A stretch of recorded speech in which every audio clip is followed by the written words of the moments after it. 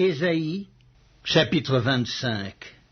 Ô Éternel, tu es mon Dieu, je t'exalterai, je célébrerai ton nom, car tu as fait des choses merveilleuses. Tes desseins conçus à l'avance sont fidèlement accomplis, car tu as réduit la ville en un monceau de pierre, la cité forte en un tas de ruines, la forteresse des barbares est détruite, jamais elle ne sera rebâtie. C'est pourquoi les peuples puissants te glorifient, les villes des nations puissantes te craignent. Tu as été un refuge pour le faible, un refuge pour le malheureux dans la détresse, un abri contre la tempête, un ombrage contre la chaleur, car le souffle des tyrans est comme l'ouragan qui frappe une muraille.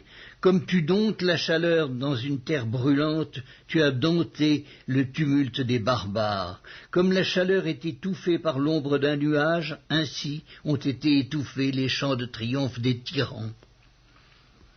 L'Éternel des armées prépare à tous les peuples sur cette montagne un festin de mets succulents, un festin de vin vieux, de mets succulents pleins de moelle, de vin vieux clarifié. Et sur cette montagne, il anéantit le voile qui voile tous les peuples, la couverture qui couvre toutes les nations.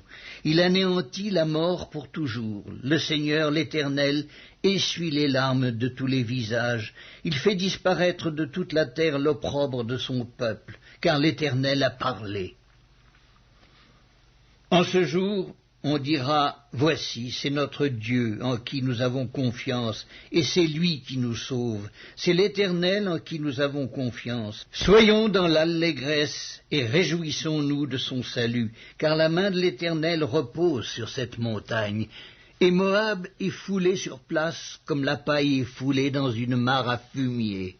Au milieu de cette mare, il étend ses mains, comme le nageur les étend pour nager. Mais l'Éternel abat son orgueil et déjoue l'artifice de ses mains. Il renverse, il précipite les fortifications élevées de tes murs. Il les fait crouler à terre jusque dans la poussière.